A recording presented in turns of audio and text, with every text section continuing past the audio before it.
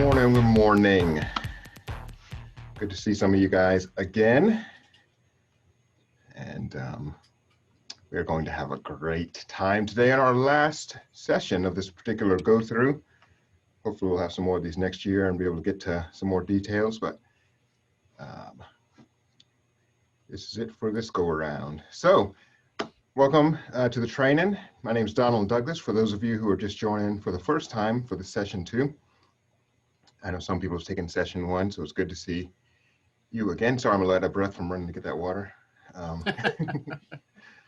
just don't want to get choked up. Not emotionally, but just, maybe emotionally too. It's just so good to see you. But anyhow, we are going to get going here. Again, my name's Donald Douglas, and I have had people put in the chat or tell me what grades your kids are in. So if you want to throw it in the chat, we already have a range here from 3rd to 10th grade of what ages our students are in. And I say students because it's not always our kids, sometimes it's grandkids or nieces, nephews, great nephews, nieces, cousins, whoever. Because I know we're parents and guardians and whatever else, all part of the mix of trying to help these kids get through school and be successful beyond school into life. So first in pre-K, grandchildren, thank you. So we have a very wide range we're dealing with today. So I'll tell you just a little bit about myself for those who are joining for the first time. I am a father, of course, to my 4 children, 3rd, 5th, 7th, and 9th grade now. And they are in 3 different schools. They are in Holly Springs Elementary for the 2 younger ones. Good to see you, Carla. Thank you for joining. Also have a student in middle school at Chapel Hill Middle, and also my son's over at Douglas County High School in the IB program. So pretty good range we have. And so what we're going to be looking at today is, again, a pretty wide gamut as far as the ages that we're dealing with. Originally, we were going to try to do these sessions by grade grouping, so K to 2, 3 to 5, 6 to 8 for middle school and then high school. But just to get this thing off the ground, since it was just kind of taking a while to get this, this slow train moving, they said, let's just throw it all in one, at least get something out there. So a couple things we'll just acknowledge here at the start. Yes, as I've said before, this is a little late in the season. Would be more helpful at the start of the school year, okay? So let's just get that out there, elephant in the room, whatever else, okay? So I know that. We all know that, okay? Hopefully next year, if we're able to continue these, we'll be able to do it at the start of the school year. And that'll be a lot more helpful, I think, to a lot more people to have it there. Also, like I already mentioned, I know sometimes since we're doing a wide kindergarten through 12th grade, some things are more applicable than other things, depending on what age your kids are at. But, we're going to get it all here in one. And at the end, I'm going to leave us plenty of time for questions so we can deal with anything that I didn't cover or that maybe I ran over too quickly, because we do have a lot of things to cover here in this session. Also, I do want to make you guys aware, most of you guys have already put something in chat, so you're aware of the chat feature. If you have a question as I'm going along and you want to throw it in the chat, I'll try to keep my eyes on chat. So if I see it, I can address that while I'm talking. But if I don't get to it, I will get to it at the end. And like I say, if I can work it into what we're talking about, I definitely will do that. So use the chat. You should be able to get to that either by hitting your screen and seeing the little dots if you're maybe on a phone, or it might be at the bottom of your screen. Once you hover over the screen, those different options will come up there.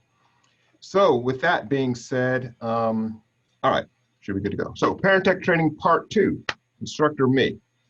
So here at the start, kind of what we're talking about here is how we can target success for our students through the technology that they have, okay? So as we know, we're kind of in a different world right now due to COVID. Technology, everything's about technology. They're online. Even the ones that are at school are still using, Chromebooks to turn their things in and everything else. So in order to help them, we definitely have to learn a little bit more about not just technology in general, but the specific things that they're using in the schools. I'll get to this a little later, but the school system, the administration, they themselves know that there are challenges that we have. And they know that this virtual system that we've kind of had to adopt has been a little challenging from many different angles. So challenges that are out there that are obvious. We got parent challenges. So as parents, we're a little challenged knowing that some of the tools that we can help our students, that we need to help our students rather. Some of them are out of our direct reach. So in other words, we're going to be talking about getting into Google Classroom. That's not a direct reach thing for us, as far as I don't have a sign-in for that system. I have to go through my kids. So that's a little bit of a challenge if you don't have your kid's computer just to grab and get into it or whatever. It can be challenging to do that. Another thing that is a challenge for us is the fact that, and this is before COVID, things like textbooks have been taken away.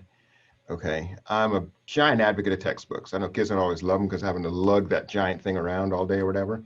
But as a parent, when I need to help my student, a textbook is my best friend. Being able to go there, being able to see exactly what they have gotten assigned and how to help them. As I've talked about in other sessions, especially in stuff like math or whatever, you want to know how they did it because there's 1,000 different ways to do math equations. And if you can look in the textbook, you can see how they were taught. But without that, as a parent, that kind of cripples me. Also, not being able to see the teachers. I know it's been shared. Some of you guys have had the definite benefit of being able to see teachers, but for many of us, that has not been the case. And for me, I always like to do a face-to-face with a teacher at the start of the school year, so they know that I have expectations of my students, and so they will help the student along, just in knowing that there's an expectation from the parents, not just from the teacher. And then also, students themselves have their own challenges, being separated from classmates, and as far as not having that direct touch so much, and they can't even see their faces all the time with the mask on, and with younger kids especially, that's a big part, the social aspect of school. And so that is definitely a thing. There's tech challenges, there's been glitches, internet drops and stuff. I get messages when the internet drops at the school. It doesn't happen a bunch, but that does happen. That can even happen at home though. Here in my own house, on Fridays when everybody's home, we got like 6 people on the internet at once, many times streaming. And it can be a challenge, when you got this happening there. And then if someone tries to sneak in and FaceTime a friend or something like that, FaceTime just, oh my goodness, that drags everything to a screeching halt just about. So those can be challenges as well. And another challenge for bright kids is boredom sometimes, because sometimes they get through the junk that they're given and they're sitting around bored. And so that is always a challenge. Teachers have their own set of challenges as well, of course, having the divided classroom, students in front of them, students online. They can't, let things get slow for even a second, or one of the other groups is going to get disengaged. And so it's tough for the teachers, tough for them not knowing all of their students face to face. As I've shared before, I know my wife, for one, and other teachers have said that, they're students that they don't really know, they have not seen them. And even if they've seen them on camera, sometimes it's just a silhouette in the dark background. And they wouldn't know if they passed by them in the classroom. So that's a challenge for teachers. They first thing they want to do is get to know their students. And for teachers, that's a very important thing. It should be top priority. So we're going to talk about how we can get beyond these and general life challenges of just this whole COVID thing, which is hopefully coming to an end. Trainer challenges, let me touch on this. Hey, we're trying to roll K through 12 all into one session. You know what? That's a challenge. Much easier to break it down into smaller groups. But because of that, again, just ask for your patience as we go through this. If there's something that doesn't necessarily apply directly to you at that moment, we'll get around different areas. And let me just remind you guys about this again. Definitely an interactive session. So I may be asking you guys a couple of things along the way or whatever. So please don't be afraid. When I ask, don't just leave me hanging out here talking to myself. Please participate or throw something in the chat or do whatever. Just interactive. That'll keep this fun, keep it happening, keep us from falling asleep. Nobody needs that. So as we go through this, I will emphasize several times, what we're going to be looking at is tools, not weapons. Okay. So whatever information we get as parents, we want to help our students. We don't want to beat them over the head with it. So as a parent, I know that can, that can sometimes be a natural reaction, sometimes depending on your personality. You see something that needs to be fixed, maybe it's more of us guys. It's not just a guy thing though. See something needs to be fixed, you're like, hey, let's fix it. Let's get this straight. What's up? What's up? So those sometimes with students, with our kids, can kind of shut them down when they come there on the attack with a weapon. So we're going to be talking about conversations versus confrontation as we go along here. So we are going to be using some tools today. So what are some of the tools that we have? First of all, it's the parent portal. This was around before COVID, and it's around now. So I'm going to kind of fly through this part because we covered this more in session 1. A lot of you guys are familiar with this already, but for those who aren't, Parent Portal is a thing that's set up for us, parents and guardians, grandparents, so we can kind of see what is happening with our students as far, mainly as their grades, attendance. Teachers will upload their things into this system so you can kind of see where they are at. Within the system, there's assignments, there's grades, attendance. These are some of the main things that you'd want to be checking out. And applicable more to older students, maybe something like attendance.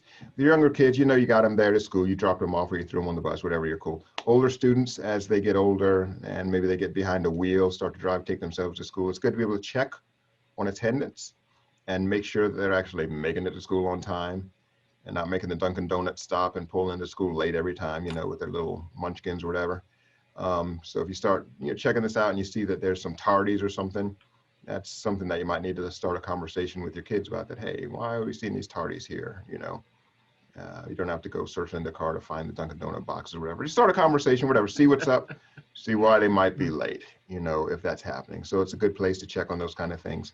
Also the grades are uploaded periodically by the teachers. Some do them more frequently than others and more regularly than others, but they do eventually make it into the system. They have to get them into the system eventually. So when the grades are here, you can see them. I know I'm talking fast, but I know I have a lot to cover. So please tell me if I'm just get going turbo mode. You're like, slow down, Mr. Douglas. You're starting to mumble here. It's all getting garbled.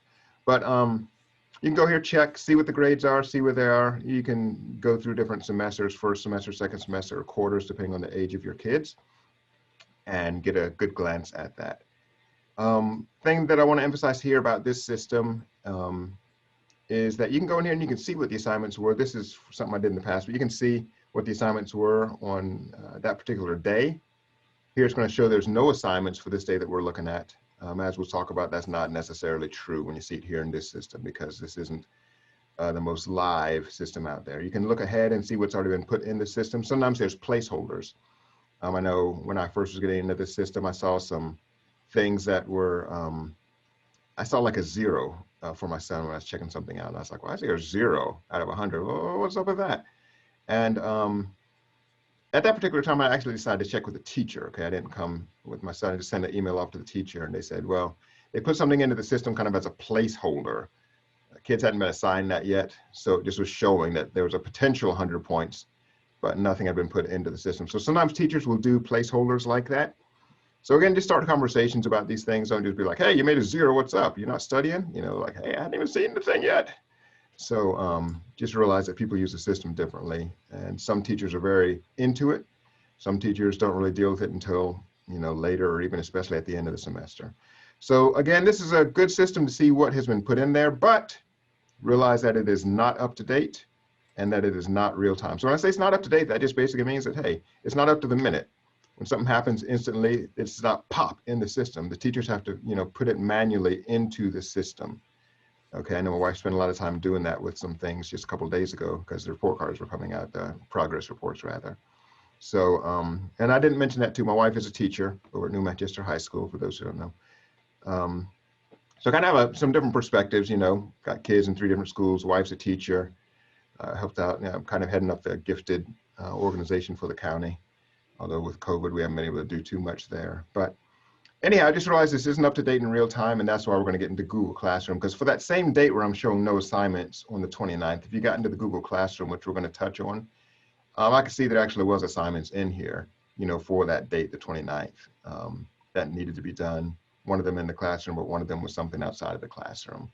So just realize that, again, Parent Portal is a good resource for seeing what grades have been put in the system, kind of seeing where things are at, checking attendance, seeing assignments, seeing who the teachers are, seeing what their schedules are. But as far as up to the minute stuff, you're going to need to get into the students' world to see that, which is the Google Classroom primarily, because this is the up-to-date system that we're dealing with here. Unfortunate thing about Google Classroom is the fact that it is not designed for parents. So, you know, on my wish list would be, hey, assign into Google Classroom for parents. Read only is fine, just so I can see what's going on. But that's a wish list thing.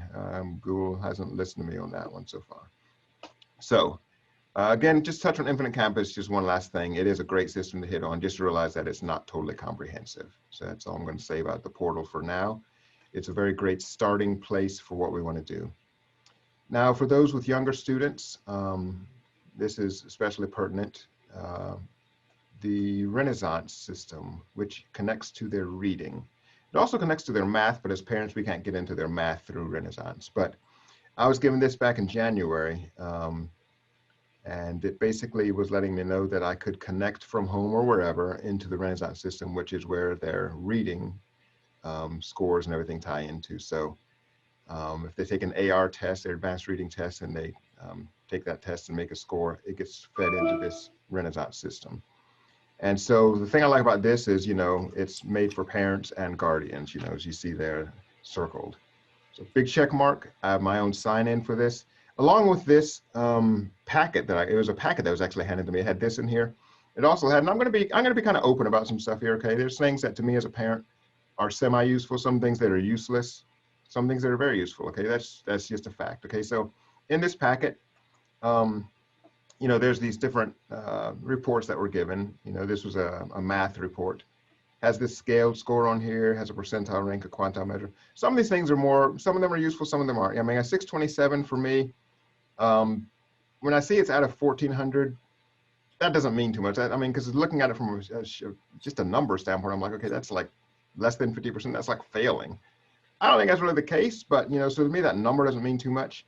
Also, even down here, the quantile measure, it's just a conversion from the math scale score. I don't know what that scale score means up here. So that still doesn't, just being upfront. Some of these numbers don't help, percentile rank, I can at least see where that hits here above average. So that's a little more helpful, but same thing on the reading too. Some of these things just don't mean as much. And even after they get explained by teachers, sometimes the explanation, and like I say, I'm married to a teacher, don't get me wrong. Love teachers, they're my friends. My mom was a teacher, hey, I love teachers. But sometimes even the explanations we get from teachers, they're like, you just said something, but because teachers use jargon. They love jargon. Oh my gosh, I hate jargon. But teachers, we need to have a session just on jargon, seriously. Because that's a thing that they just, jargon way too much. But anyhow, these are reports I got attached to it. The most useful thing in this particular packet was this plain, handwritten, here's your child score 20. Because I can look over here and see, okay, beginning, developing, proficient, right in the middle of that, okay, my kid's doing all right. That makes sense to me, So different things you get, but there's a website you can go to. You do get a sign-on and a password. Tell me real quick, and I don't think I've asked this session, how many, and thank you, Sonia, for letting you know that you got your kids sign-ons and you can get into their stuff, because that's what we're going to be talking about some today. How many of you guys have seen or gotten into the Renaissance system if you have younger kids for doing their reading stuff? You can say it in the chat, or you can tell me if you've gotten into the Renaissance system. So I just want to see, because these things have gotten to some people, some of them haven't gotten to. Okay, haven't seen it, haven't gotten it. I know with my 5th grader, I got something just a couple weeks ago, literally that had the same information for her. So I don't know why it just got to me at the end of March, why they sent something to me. But for some reason, I just got it at the end of March for them. But we're going to talk about how you can get into it, even if you don't have this sheet in front of you. We're going to talk about how you can get into it once you get into their student sign-on area. So if you do have it, it gives you this sign-on to where you can go into the Renaissance system and see how their reading is going along. It opens up to a screen that kind of shows you their progress, what their goal is. This is a yearly goal. Whether or not they've met it, this thing kind of fills up with color as they get into the system. So you can see out here the goal has been exceeded, so they're good to go. It shows the books, and I've talked about this a lot more in session 1, so I'm just going to kind of fly through this. It shows the books that they've read.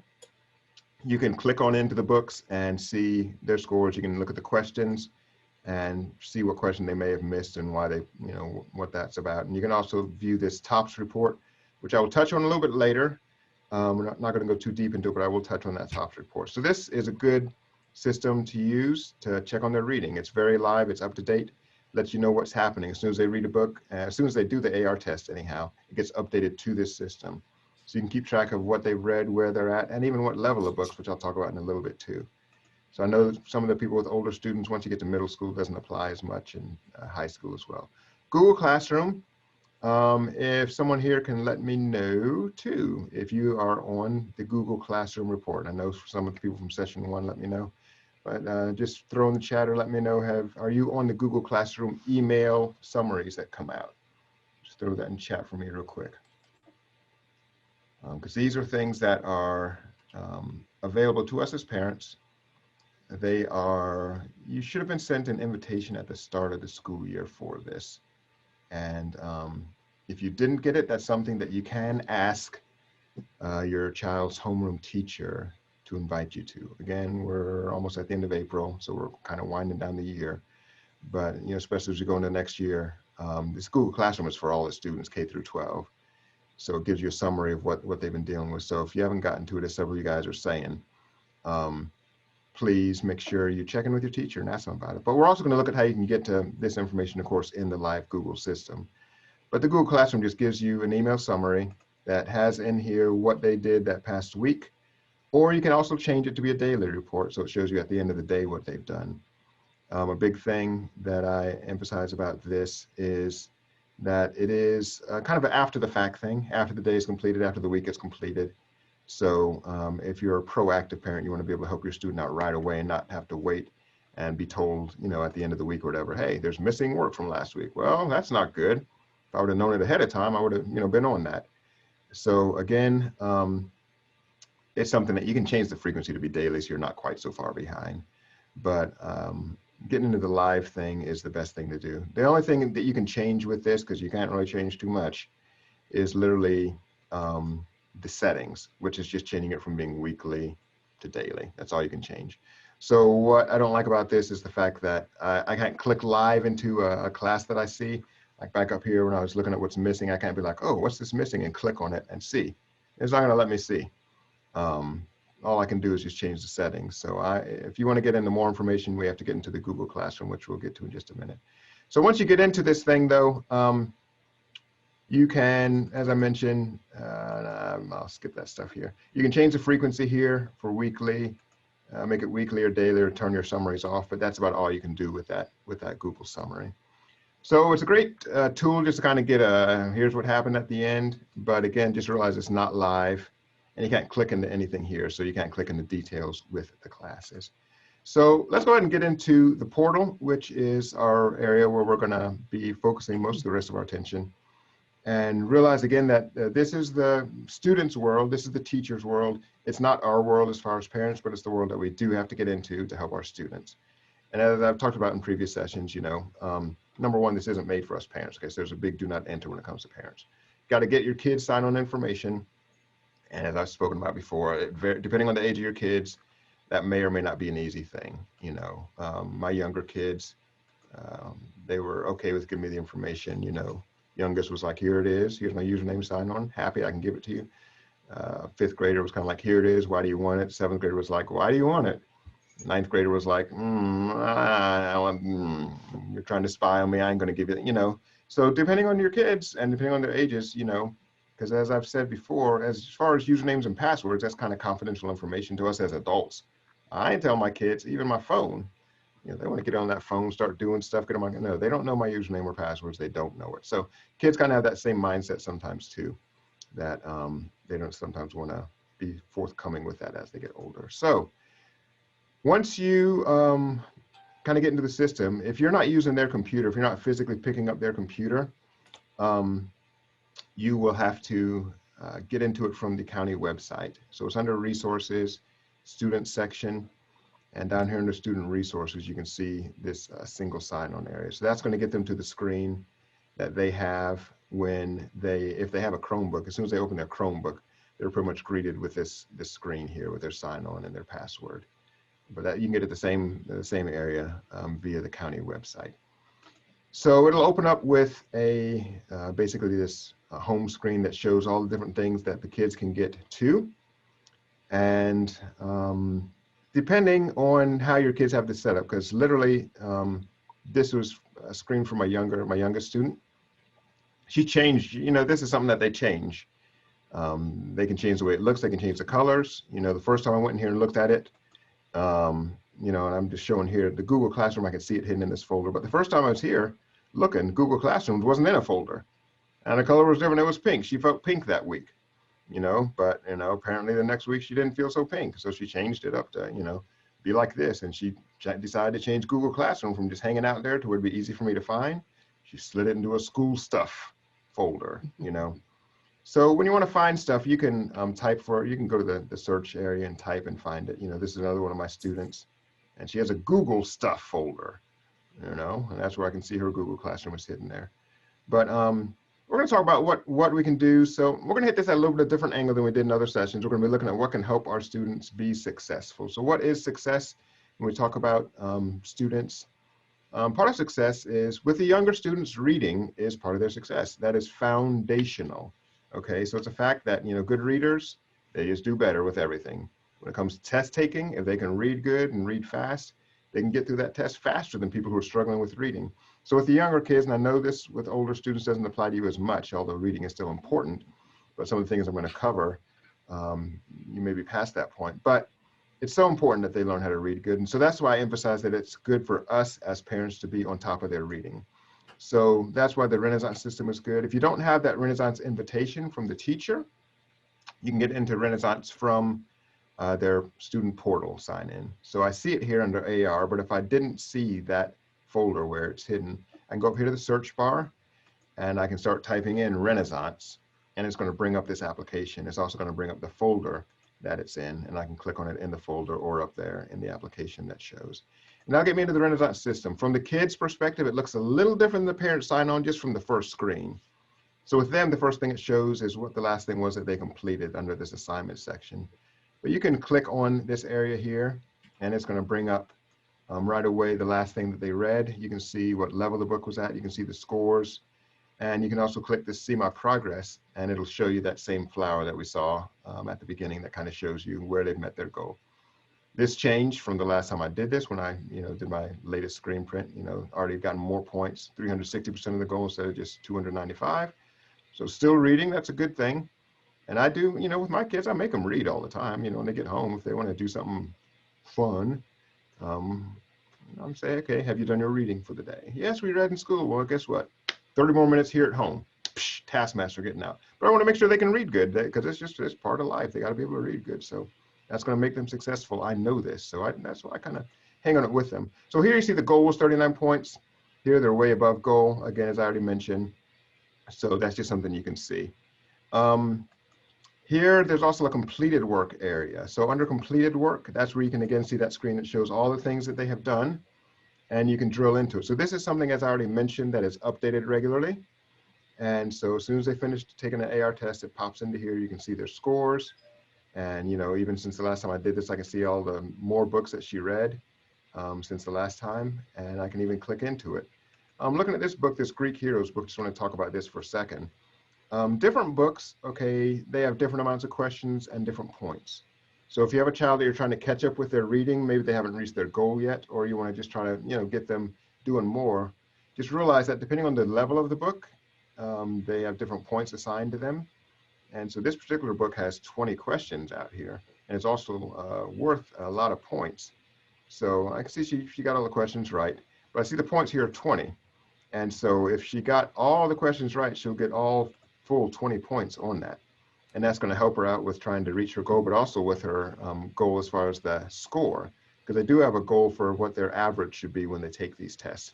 So make sure that your students, as they're doing their reading, and this is again applicable to younger students, make sure that they are getting books, and their teachers should help them with this, of course, but as parents, you can reinforce it. Hey, make sure you're getting books that are on level or even above level, and that have some points to them, not just like a half point or whatever, because different books have different values, okay?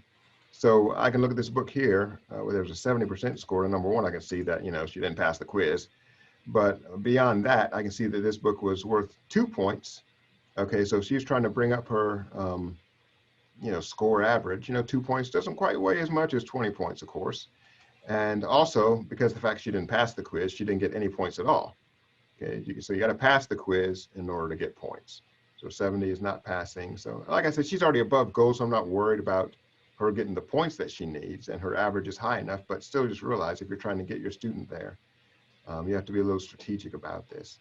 You also don't have the question review because they may be able to take the test again, so they're not going to allow you to see the questions and answers and everything like that until they have a passing score. So I wanted to bring up this book just because this particular book, again, you can see the points are varying widely. This book is only worth half a point, okay? The level is 3.8, but it's only half a point. So even if she got all 5 of them right, she's only getting, half a point earned towards her goal. So just realize the points vary greatly. We've already seen one that was worth 20 points. This one's only worth half a point. So beware of that when you're working with your younger students, that they just have different values. Again, this TOPS report, I didn't get to that before, but quickly, this is a report that's available for you to see where they're at, both in the current period as well as in for the whole academic school year. It is available in Spanish as well, so if you click that button, it's going to switch everything to Spanish. But down here, you see that there are goals that they need to reach. So they need to reach a certain amount of points per period. At the time that I first did this, the goal wasn't reached because this was early. This was just like 2 weeks in, so it just kind of said, keep working. But again, this was just 2 weeks after the start of the period. So, not too many people had reached their goals at that point. But knowing that, there also is these Lexile measures. I can see that this Lexile measure is pretty high at this point. What's interesting is that, this measure and even the book level of 4.8, they're different than what we see for the entire academic year. So when I look at the entire academic year, the levels that I'm looking at here are different. So this level down here, what I'm looking at is 2.6 for the book level. Here it was 4.8 for the period. And also the Lexile measure is only 514 as opposed to the period one of 776. So why is that? That's because in a shorter amount of period, I mean, if the only thing she read in this period was a book level that was, 4.8, then that's what's going to show as that period goal. But for the rest of the year, she may have been reading a bunch of lower level books. And so when we look at the yearly average, it may be lower or higher, depending. In this particular case, I shared this in my session 1. In October, she read some 63 books. Okay, so that's a lot of reading. So these books have a lot of weight when we look at the overall rating for the year. And as it turns out, when I looked at some of these books here, some of them had a pretty low level. So there's a 1.9 level here. So she's reading below her grade level. I don't know if it's just, National Read a Book Month. It doesn't matter what you read, because 63 books in a month that's a lot, even though they may be short. But so that lower book level during that period, that probably pulled down the overall average for the year, made it a little bit lower than what it would normally be. So I'm not going to spend too much time on this, but when I came here a little later and checked, this is just a couple of weeks ago when I checked this, already was above goal, had gotten 32 points for the period. I don't know why it doesn't show above goal here, because she is above the goal of 510, but it doesn't update that for some reason. But so something else good to know is that after elementary school, and you parents of middle school students and high school students know this, they don't really have reading goals anymore. They just kind of like disappear, all their reading goals. So if you're to dive back into this area for a middle schooler, you would see that, they still do some reading. So my middle school student, she said that she has to read a book every 2 weeks is what she told me. They do have to take a test or whatever, but they don't have a goal. So it doesn't really, I say it doesn't really matter, but they have to do reading. They do have to take a test or whatever, in her case at least.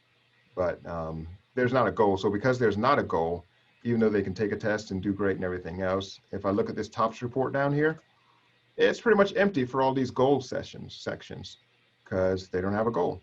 So just realize that after elementary school, there's no goals for the students anymore, but it's still good for them to read. And the teachers still, at least in middle school, encourage them to read. So I mentioned this little watering can down here. This is just an aside. When you get into their world, just realize that anything you touch can have consequences, okay? Just, so if you're messing around with their homework or whatever, Google's going to show that, hey, you touched that homework, whatever. Not a big deal, but just know that this watering can, I touched it accidentally. I just was moving around and then I touched it and it started to move. And when I touched this thing, all of a sudden these flowers started growing at the bottom of the screen. FYI, just be careful. I mean, I didn't even try it. I just hovered over it and all of a sudden this thing just started, water came out of it and these flowers started growing. I was like, whoa, stop. And the next thing you know, it was covering up stuff. My wife, she hates this watering can. She told me that. She's like, I hate the watering can. She's like, that thing, stuff started growing. And I say, getting a thumbs up on that.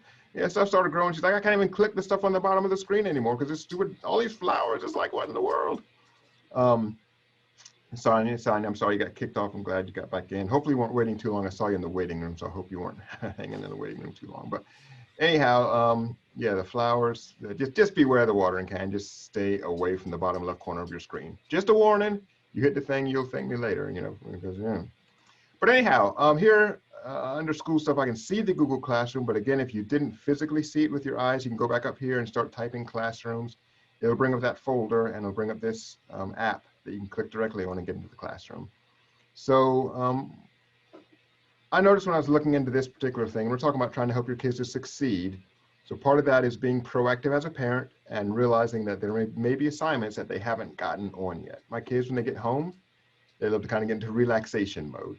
And, you know, I don't try to be too hard on them, you know. Sure, eat a snack, get something to eat, you know, maybe relax for a second, but you got work to do. Let's get this stuff done. So anyhow, you can get into here and, I mean, I know for me, when I was a kid, I tried to get everything done at school. So when I got home, there was nothing left. That was my goal. I was like, I don't want to get home and have to do a thing. So that's probably why I'm that way with my kids. But anyhow, once we get into here in the Google Classroom, session one, I cover more about this, but this is basically where you have the equivalent of a homework folder. So back in the day, you could look at a physical homework folder. This is your electronic homework folder. So I can see in here that there was due today at the time of this screen print. There was this ReadWorks assignment. And so when I kind of looked in here and clicked on this, I saw that this was showing assigned, but it wasn't showing as done. Okay, and it was showing that it was due that day, you know, midnight or whatever. So I decided, yeah, it's like, okay, I see this assigned. I see this thing here. Let me go ahead and click into this here some and see what's up. So I saw it was a reading assignment. And again, we're talking about being proactive, seeing what your kids need to do. You can click onto the assignments there, you know, and just be like, hey, let me see what this is about. Click on. I see there was a passage they needed to read, and there were some questions as well. And so when I clicked on the questions area, I saw there was 8 questions, and it didn't look like they'd been answered yet. So I decided, I was like, okay, looking at this, let me start a conversation, not a confrontation, but a conversation with my middle school daughter. Hey, you know, because she was already goofing off doing other stuff, acting like there was no homework out there or whatever else. And this was on into the evening. We're talking like 7 o'clock or so when I saw this. And so I was like, hey, you have any homework? I kind of saw out there, it was showing that there was an assignment. She's like, oh, no, we're good. Everything, yeah, we're good. I was like, okay, well, I kind of saw this assignment that looked like it needed to be maybe turned in or something. She's like, no, it's good. And then I think, you know, then she kind of disappeared. So I think she was thinking, let me go check on this situation, you know. So she disappeared. And so I waited a little while. And about an hour later, I said, let me just circle back around and check this system here. So I checked into it. And now when I looked at the same area, now it showed, instead of being assigned, it showed turned in. All right, that turned in wasn't there before, okay? So when she disappeared, I know what happened, okay? So now this thing was turned in. Now let me pause to say this, and I don't think I've said this specifically in other sessions, but this is important to know. Okay, so something being turned in, and you see this unsubmit button, I'll touch on that in a second, but something being turned in doesn't necessarily mean that it's actually complete, okay? 2 different animals, okay? I can turn in a blank assignment, just like back in the day when you took a test. If you wanted to goof off the entire test time and then at the end, just put your name at the top and turn it in, you could do that. You could get a 0 if you wanted to. Same thing can happen here for most assignments. You can turn them in without having done a single thing, and you can get a 0. So as a parent, don't just check and say, oh, it's turned in, all right, we're good to go. Maybe, maybe not. Because that's actually something the school system said that they saw, which is one of the reasons for wanting to do this training too, was that they said, hey, we've had students turning in blank assignments. They hit the turn in button, but there wasn't nothing there. So maybe the parents saw that it was turned in and they were like, okay, cool. You can go out and goof off now all you want, you know? But in actuality, all they do is hit turn in and went bye-bye. So know that turning it in doesn't mean that it's complete, but also the converse is true as well. Just because it's complete doesn't always mean that it's turned in. So you can complete an assignment and not hit the turn in button, and the teacher won't have that material yet. So your kids need to know that once they complete it, they need to hit the turn in button. And before they hit the turn in button, they need to complete it. So both of those things are very important. And as a parent, if the teacher hasn't grabbed that assignment yet, they usually after the due date or the due time has come, that's when they'll kind of get the assignments. Back here, you can see there was this unsubmit button. Once this thing has been submitted and the teacher has gotten it, that unsubmit button will go away, okay, once the teachers have actually gotten it into their system. But as long as the unsubmit button is there, you can still check it out and you can see whether or not something in there needs to be fixed, and they can unsubmit it, fix whatever they need to, and submit it again. So just be aware of that. So when I went back in here and checked, I could see that this had indeed been completed, that there were, now this results tab appeared here. And I can see that, okay, she made the multiple choice, got 100 here, and I can see that they were checked off and completed. So it was true. This was not completed the first time, despite her, yeah, we're good, Unfortunately, she went and took care of it herself and saw that she did still have something, but just know that. So Google Classroom is a very real-time system.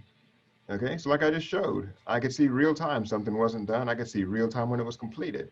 She had another assignment that was out there for doing something in art, and it was showing as not completed. So that was something that I saw as a parent because I want to help my kid succeed.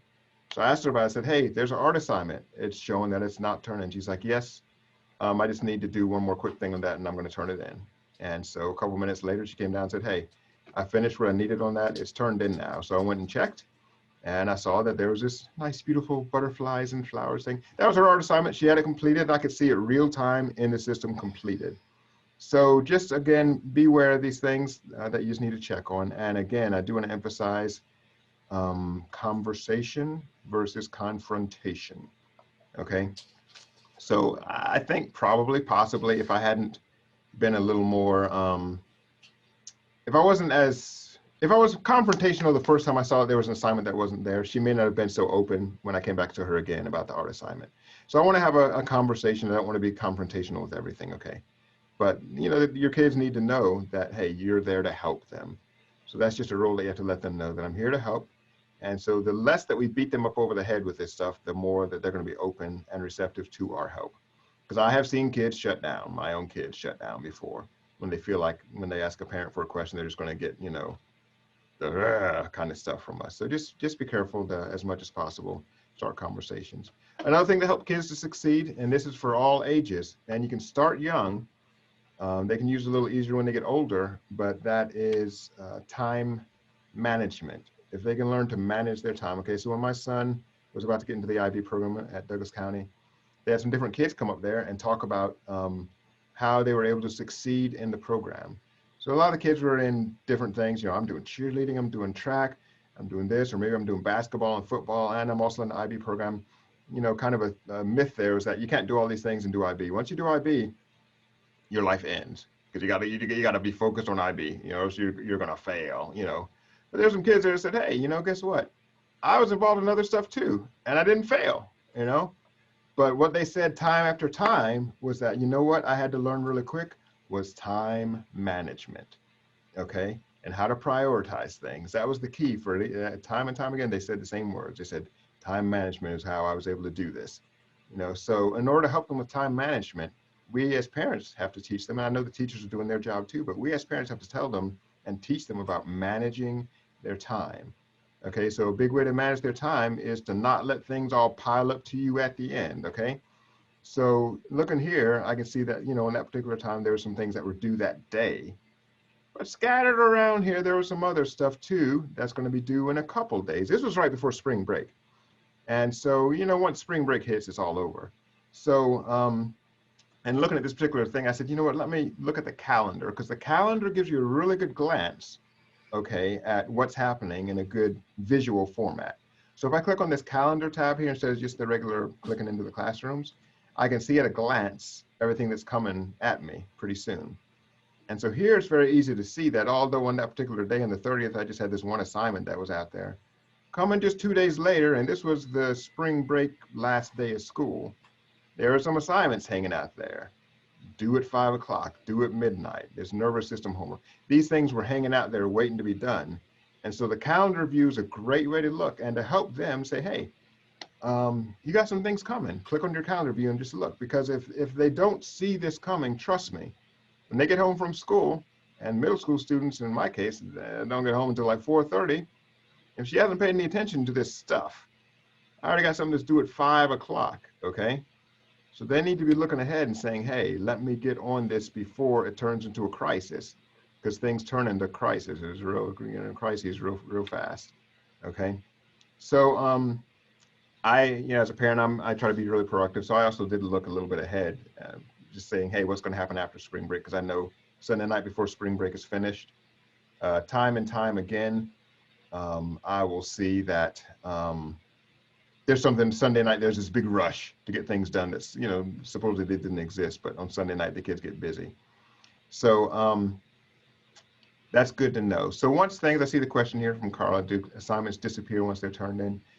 They don't disappear, and you can see that with when I looked after spring break. I saw these two assignments here. These were assignments for the 12th, which at that time it hadn't happened yet. We were still back before spring break. So when I clicked in on these, I saw that they actually were done, because I was checking to see if this was going to be a surprise.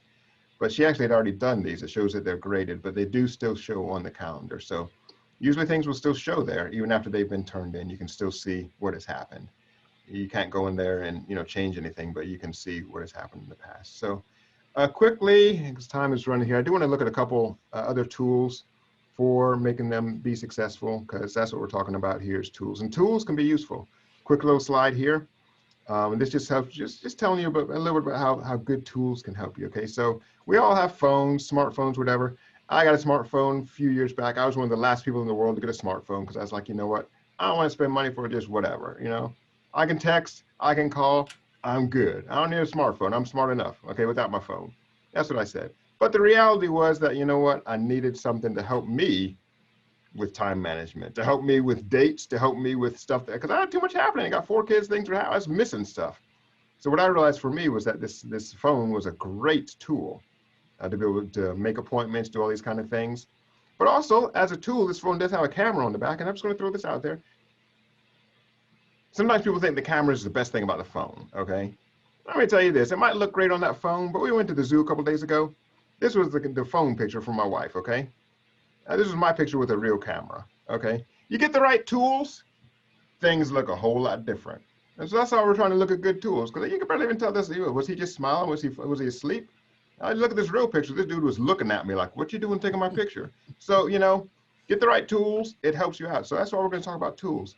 Google Calendar is a great tool for your kids to use. Maybe they don't have a phone yet. Get them using Google Calendar. It will help them be ahead of the curve. Why? Why do I bring up Google Calendar? Because we're talking about time management, okay?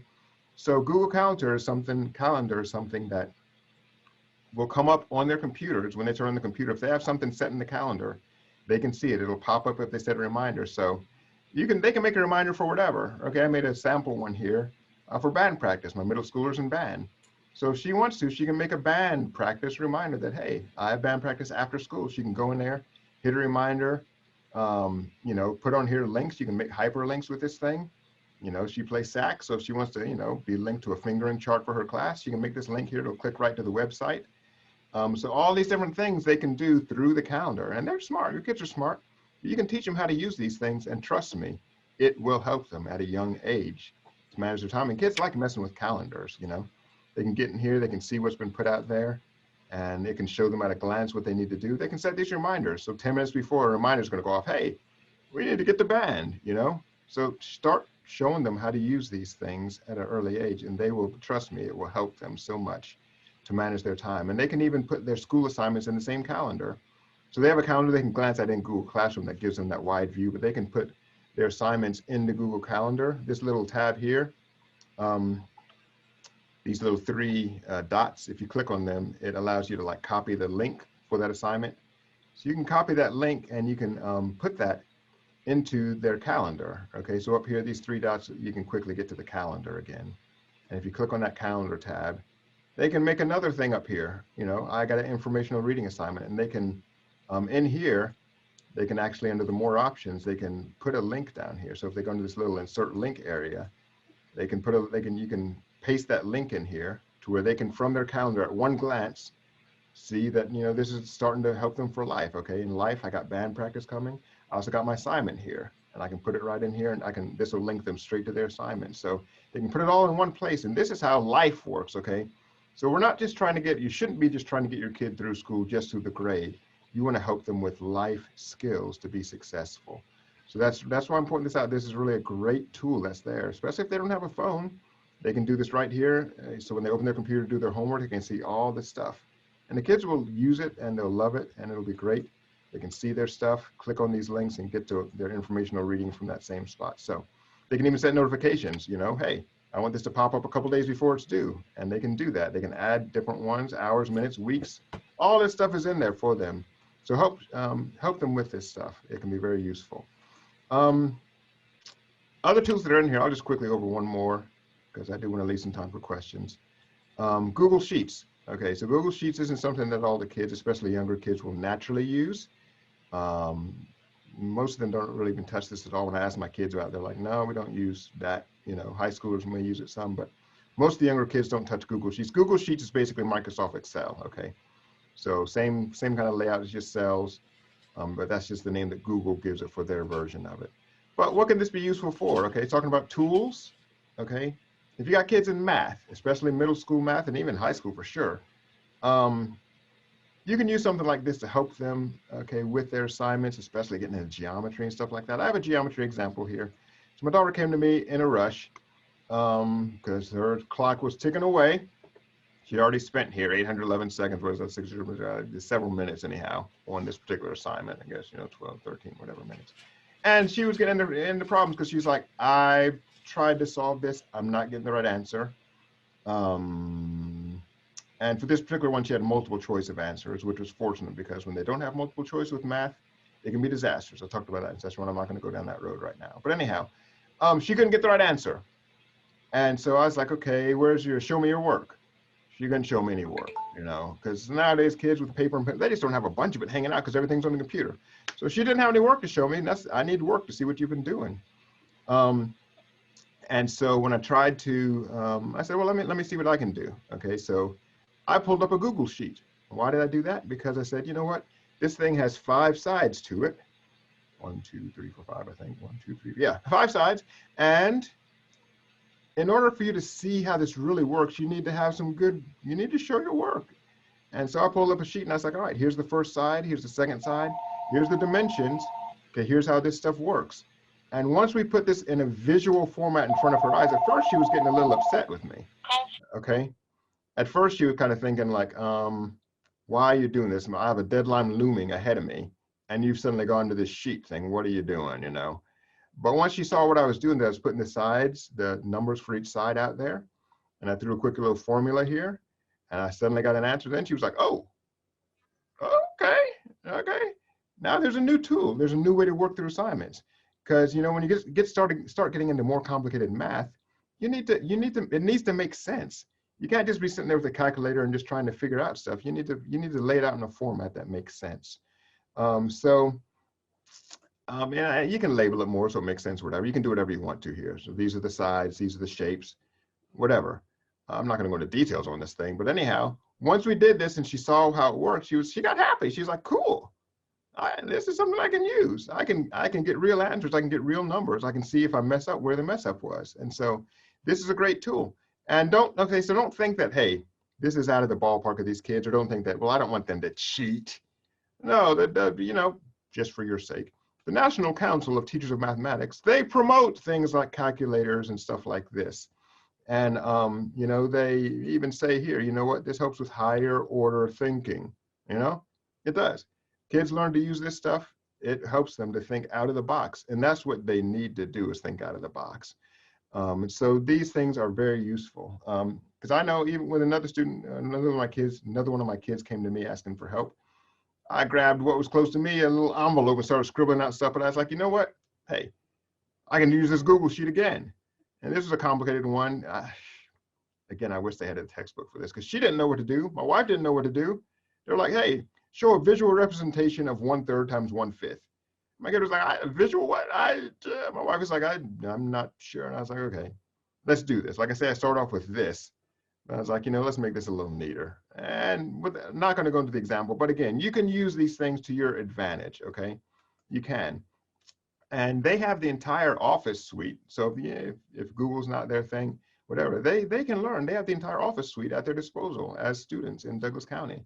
They got Excel, they got Word, they got PowerPoint. They got these things that they can use. And these will help them. I mean, trust me, I ran to a girl at the cell phone store And she was having, and she was in college class, she was struggling with Excel because they're still asking for it. People use Excel in business all over the place. So anyhow, these are things that are there. They have tools that I did not have when I was a kid, okay? All kinds of tools they have. They have even this little coding thing. They got Scratch here. I use Scratch in my summer camps and stuff. I saw that's like, cool, they can get straight to Scratch, you know? When I was a kid, what did I have? All I had was BASIC. This is stuff that I was looking at, BASIC. Just crazy looking, you know, screen. This was my games, Pong, okay? That's all I had. The kids have so much at their disposal right now. And one other thing I want to mention real quick, I know we're about out of time, is the Parent Support Portal. So this is on the Douglas County website. If you click under Resources and Parents, the top link is going to be the Douglas County Parent Support Portal. And under here, you can see some different areas where you can click and get a little more information on some of these things. Some of these are more useful than others. Some of them just have like a little 1-minute Google video or whatever. Some of them, not so much, you know. But there are some things in here that the county has put that are specific to Douglas County that can be good. So get into this system some, and get into this area rather some, and see what you can find if you're looking for some more information. It may be of help to you. I just needed to point that out here. So I want to quickly get to questions and everything. And Sonia, thank you for letting me know that information about what you're dealing with there. And so it's definitely good, you know, for us as parents to be able to get in there and see, you know, what our kids are, what they're doing, what they're dealing with, and everything else, you know, because it's a whole different world that they are in. And for some kids, it's been a good thing. For some kids, like my older student in high school, he loves the virtual world. He wants to be virtual. He does not want to go to school. He wants to be closed up in his room by himself with nobody bugging him. He's like, leave me alone. I'll make straight A's. Just don't touch me. You know, that's what he wants, you know. But I'm like, no, you need to see people. You're going to school, kid. Hate it for you. But some kids, you know, they have struggled. Okay, they've struggled very much. So questions. I know I've been flying, and I know some people have popped on and off a couple times there, but please, again, it's our interactive time. Give me some questions. I know I've talked super fast. Just trying to jam in as much as possible. Please, questions or comments. Thank you for you guys who've been throwing stuff in the comment section. And that, what you brought up too, Sonia, I have had, I'll say this, kids nowadays, especially when they're remote, and this is a big reason why I didn't want my son to be remote, okay? When they got their classwork up there on their computer screen, 9 times out of 10, even with the younger kids, they might have one thing on the screen, but they'll have something else maybe on a physically different screen. If they got a phone, they might have something running over here, some little videos they're watching, goofy stuff, whatever else. They got all kinds of stuff happening at the same time. So usually if they're at home, and this is just kids, they got several things happening. So that's why the county really wants to get all these kids back in the classroom, for the sake of the kids, for the sake of the teachers and everything. They want to do that. The kids do that stuff, trust me. So this is a common problem that you will see with your kids. If they are at home, especially on Fridays when everybody's home, you know, they might have classwork going here, but over here they got this. And if they're in a room with a TV or something, you know, they're like, okay, looking at this, looking at that, looking at that. So it's definitely a big challenge. Sonia, you asked about how do you get to watch the class. This is a recorded session, so recording is going to be out there for this. Won't have your guys' name shown or anything. So as I've said before, if you're a wanted criminal, your name's not going to pop up there in the recording or nothing like that. So you should be safe. But we will put this recording out there. I think there's one already out there, but each session is a little bit different, just depending on how fast I'm going or what interaction I may have had or what questions may have come up. But questions, you can throw them in the chat. What things, so inappropriate information, how do you stop that? So I'm assuming you're talking about maybe things that they see, things that they're getting to when they're clicking somewhere outside their classwork, maybe something on YouTube or something else. If that's type of inappropriate information you're talking about, yes. Some of that can only be done through a filter that you have at home for these things. I know with our internet provider, there's some filters I can put on there that will filter out some level of information. The biggest thing, and this is just a general parenting tip, is that, you know what, you, as we're saying, you just got to know what's going on with them, because they're not going to be under your care all the time. Okay, so you got to put it in them. Number one, that hey, here's what you need to watch. Here's what you don't need to watch. But because when they're away from you, they're going to do whatever they want to do. So they got to know what's the right thing to do on the inside. So that's something we got to put into them as parents.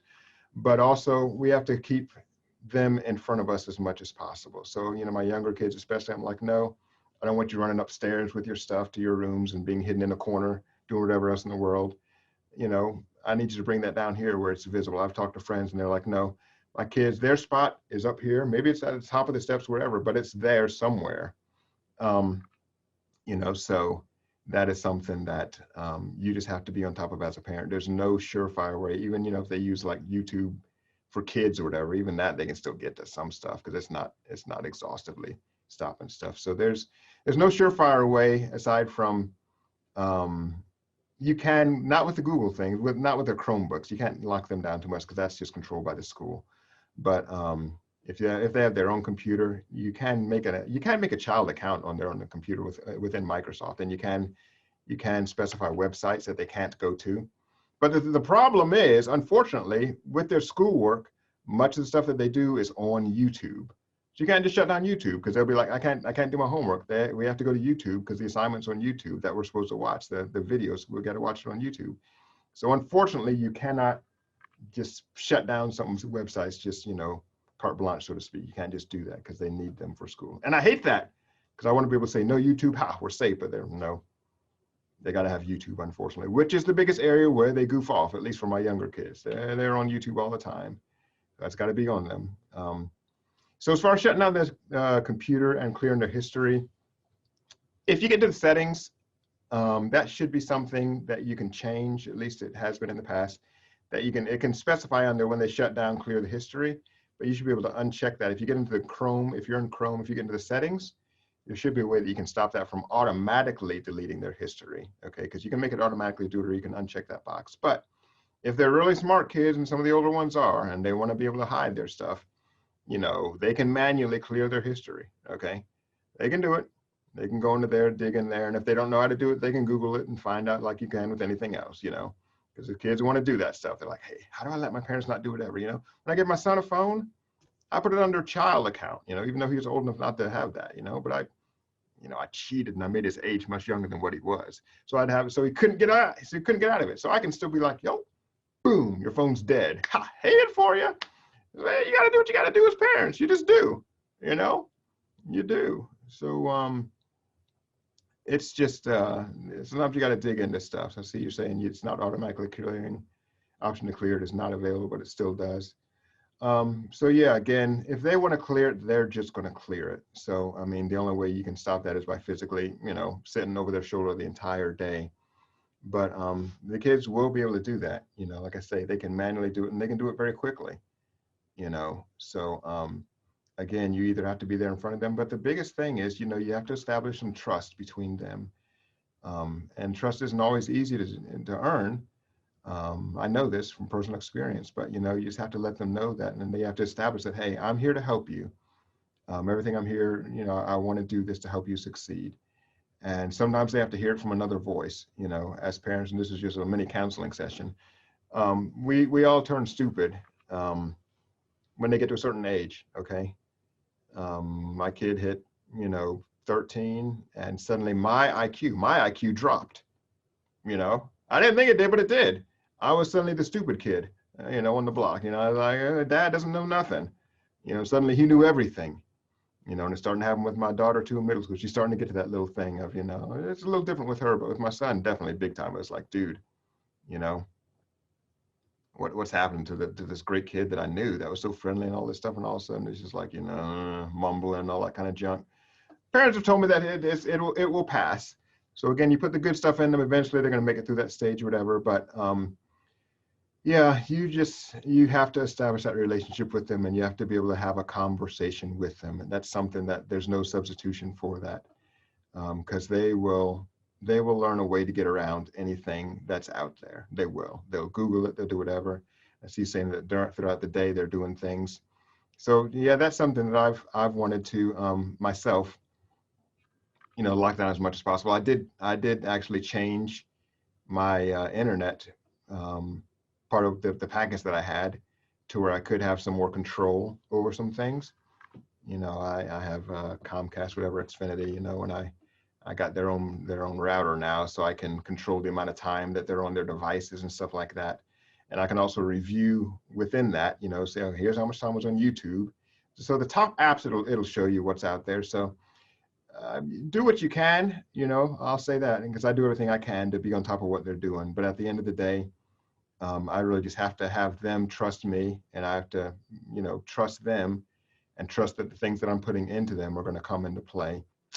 Other questions? I'm still scanning the chat. You can unmute yourself and ask a question in person. You can even show your face if you want to, if you're not in, you know, hair rollers and stuff, or sitting in a bathroom or whatever, because, you know, those go viral, those kind of things, they do. I just wanted to say thank you for doing this, and thank you for giving us as parents permission to get nosy, to get involved, and to just make sure that our kids are doing what they need to do, because this is new for everybody, having all this unlimited access. Yes. And so, you know, I've had some parents that go, oh no, I would never get on my children's, you know, Google Classroom. I'm like, sorry, I check it every night. You know, I want to know if there's missing work. I want to be able to have a conversation and to know and not be blindsided. Yes.